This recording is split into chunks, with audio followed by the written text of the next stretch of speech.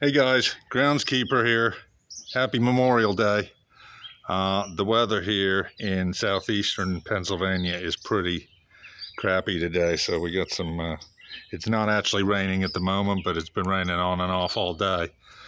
And I am currently recovering. You can see that eye patch on me right there. I had an eye surgery a couple weeks ago. It's coming up on 2 weeks now. And so I've been doing other stuff besides landscaping and whatnot, as my usual kind of stuff. So anyway, this is a project that I've been working on for a while. So it looks pretty rough, but I'll just tell you a quick bit about it. It's a 1,000-watt 48-volt e-bike kit, and it came with the controller, which is right here, and the 1,000-watt motor right there. This is a battery which I bought separately. I bought this about 6 months ago. Was planning on being a winter project. Unfortunately, I ended up having too much work over the winter, and I didn't have much time to work on this. So now that I'm on a little break from work because of the eye surgery I had, I decided to finally put this thing together. Now, this was a little complicated with a full set of eyes, but it was almost very, very difficult with one eye. Now, as you can see, the quality now came with a bag, came with this black bag with a zipper on it. I unzipped it and the zipper just broke in half. You know, typical Chinese quality stuff. So I was looking around the garage. Oh my God, I gotta get a bag to put this stuff in. Found this Wawa bag, wrapped up the controller and all the wiring in there, and just zip tied it to the frame. And my kit didn't come with any cable management loom to go around the wires, so I just did a quick little zip tie job this morning. This is the motor here, and basically you gotta take your old back wheel off your bike. In this case, I'm using an old mountain bike that I had. I paid 80 bucks for this, I think, a while back. And only thing I really did to it was put a different headset on with this stem extender right here, because the handlebars were really low, and I'm kind of a tall guy, so I've always ridden 26-inch bikes. So some people should say, you should get a 29-inch, something like that, would be better for you.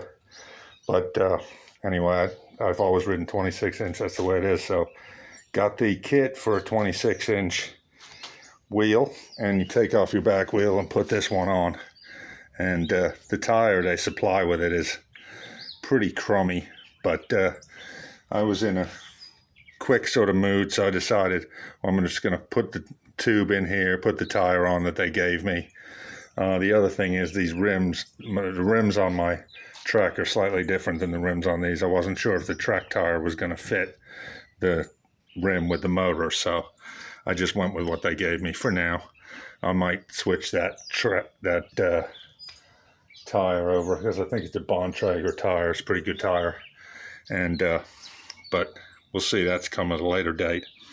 This is the motor here, and they supply you a gear set which you spin onto this hand tight. And being an old bike, I had to do a few adjustments here with the positioning of this kind of thing into the swing arm slots there. They also recommend that you get one of these things right here, which is called a torque arm. I can't remember what it's called exactly. Anyway, it basically prevents this motor from, the power of this motor is quite a lot of torque, and it prevents that from spinning this motor out of the frame. So you put this over the nut here, and then you connect that to your frame with the little hose clamp there, and that helps to hold that whole assembly on. And then you put your nut back on the outside, and this cover goes on there. This is the derailleur that came with the bike, so that's that, you know, I get what I get. Now on this particular bike, the brakes and the gear shift levers were all in one unit. It's just something they had done back in the 80s and 90s. They thought they were being clever, which I guess was cool. But the new kit is supplied with these brakes, which have a switch in here, and that tells the controller to shut the motor off if you hit the brakes. Now, of course, these brake levers didn't fit exactly with the old style, so what I did is I just ran the cables, took the cables out of the old brake lever and ran them into the new brake levers that were supplied with the kit. And I just left these here too, so that's actually not doing anything. As you can see, there's no nut in there or anything. However, the gear shift levers are still hooked up, and they still work to change the front and rear derailleurs if I decide to change the gears. But I got it set in a medium gear that I can ride around on. There's a pedal assist option for this, but just for now I decided not to use the pedal assist option and just go with the throttle only, which is right here. And they supply you with a full throttle with the kit. And kit runs about, I think it was about $200 for the kit, maybe a couple $100 for the battery. So it's about $400 right there, and I had $80 in the bike itself, so under $500 for the whole deal. Now, I've heard a lot of people say they've had all sorts of electrical problems with both the batteries, the controller, and especially this SW900 LCD display. Now, I've had one of these on another electric bike that I had in the past, and it was junk. And just a little while ago, I had some issues with it, and I thought, oh man, what's going on? I'm not going to be able to figure this out. So a lot of times they can be finicky. So anyway, bike's shut off right now. We're going to turn it on, and it did cooperate this time. It did come on. And so it's set on pedal assist 5 right now, and we're going to see if we can take this thing for a spin here. It's going to be fun because I don't have a phone mount yet on my bike, so I'm going to be holding this right here like this, and going to see the power of this thing. It's quite powerful, in fact. So this is fun. I'm filming, riding with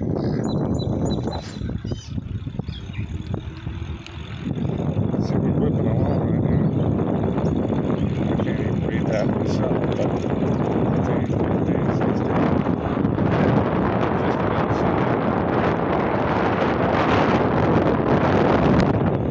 I've had this thing up to 24 miles an hour, and anyway, I think we're going to slow down now because it's hard to ride and talk and see at the same time.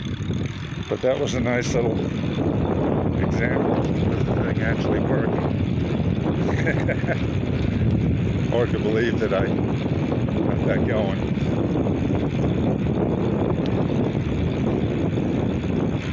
And I dipped out the throttle completely there.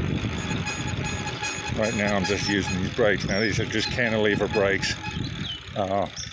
Should probably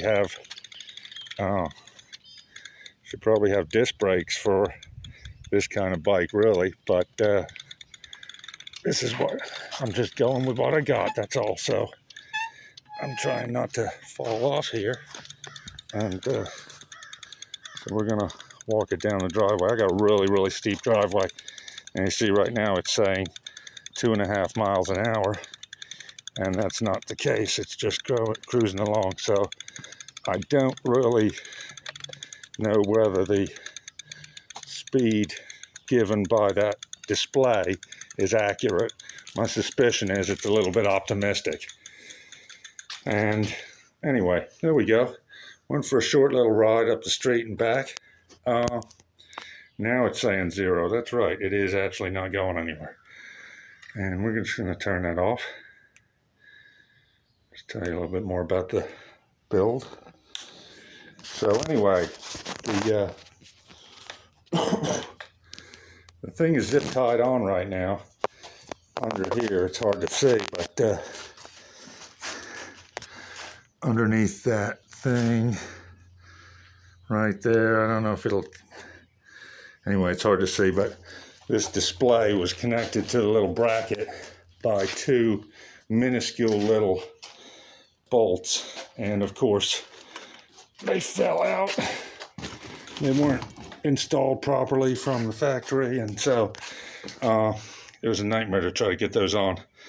So I just zip tied that in place, and then I did some quick zip tie cable management here into my custom controller bag, and then my rack on the back.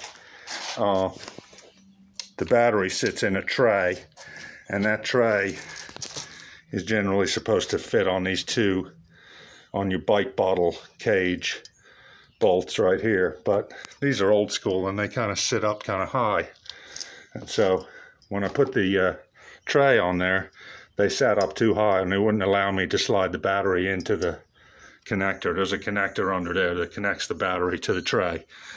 So I just threw this rack on here, put one screw at the back of the tray, and then bungeed it right in place. It's crude but effective. It works.